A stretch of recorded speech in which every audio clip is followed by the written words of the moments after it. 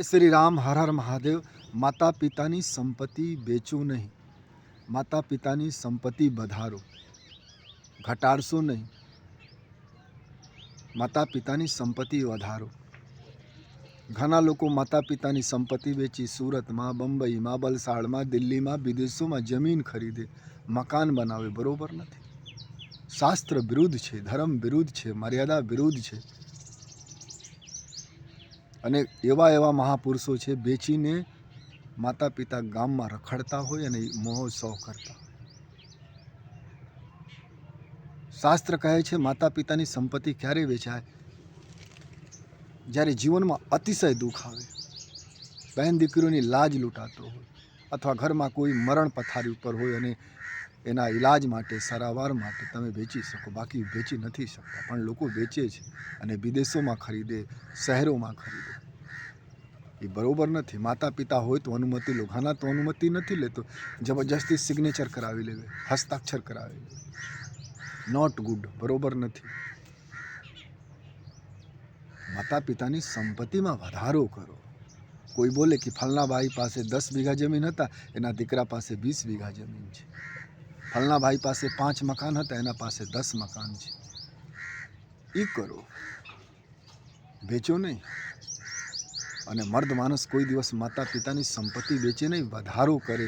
અને વેચે તો અતિશય દુઃખ પડતો હોય તો મત વેચો. તમે રાજકારણી છો તો દેશની સંપત્તિ વધારો, પણ આજકાલ દેશની સંપત્તિ કોઈ નથી વધારતું, ઘરની સંપત્તિ વધારે. રાજકારણી છો તો દેશની સંપત્તિ વધારે, ઘરની નહીં. અને સંત છો, સાધુ છો તો ધર્મ વધારો કરો. ધર્મ ફેલે, પાપ ઓછો થાય જગતમાં, લોકો પ્રેમ કરે. સંત છો તો લોકોના દિલમાંથી નફરત કાઢો, લોકોના દિલમાંથી પાપ કાઢો, લોકોના દિલમાં કરુણા ભરો, સત્ય ભરો, પ્રેમ ભરો, માનવ બનાવો. આજ કહેવા માટે મનુષ્ય છે, પણ મનુષ્ય સાથે નફરત કરે છે, ક્રોધ કરે છે, ઈર્ષ્યા કરે છે, રાગ કરે છે, દ્વેષ કરે છે. પહેલે રાજાઓ સીમાડા વધારતા હતા અને ધન પબ્લિકને આપતા. આજે રાજકારણીઓ ભારતના ધન વિદેશમાં રાખે છે, ઘણા દેશોમાં. એ બરોબર નથી, પરફેક્ટ નથી. એ શાસક ન કહાય. શાસક તો દેશને ધનવાન બનાવે, મજબૂત બનાવે, તાકતવર બનાવે. રાજકારણી છો તો દેશની સંપત્તિમાં વધારા કરો, ઘરની સંપત્તિમાં નહીં. સંત છો તો ધર્મ વધારો કરો. આ દુનિયામાં ઝઘડા છે, લફડા છે. લોકો સ્વર્ગ ગોતે.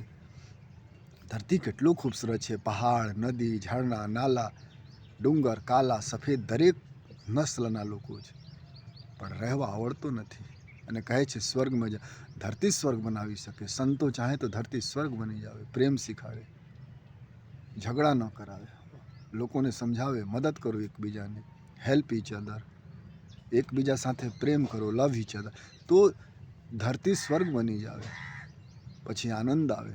પછી ભગવાન એવા મનમાં ભાવ રાખે કે મારે ધરતી ઉપર રહેવાનું છે, પ્રગટ થવાનું છે. ભગવાન કૃષ્ણ ગોકુલમાં આવેલા હતા, તો ગોકુલ ગામ તો હોય ને પવિત્ર, એવી રીતે ધરતીને પવિત્ર બનાવો તો ભગવાન બાર આવે, દેવી દેવતા બાર આવે. એ કામ કોણ કરી શકે? સાધુ સંતો કરી શકે, અલખ જગાવી શકે. પ્રેમ, ભક્તિ, વૈરાગ્ય, ચૈતન્ય પ્રભુ જેવા ભક્તિ, સ્વામી વિવેકાનંદ જેવા જ્ઞાન, આદિગુરુ શંકરાચાર્ય જેવા સંસ્કૃતિ, રામ સમરદાસ જેવા રાજાઓમાં તાકાત જગાડી શકે. તો કોઈ દિવસ તમે સંસારી છો તો માતા પિતાની મિલકતમાં વધારા કરો, રાજકારણી છો તો દેશની સંપત્તિ વધારો, અને સંત છો તો ધર્મ વધારો, તો ધરતી સ્વર્ગ બની જાવે.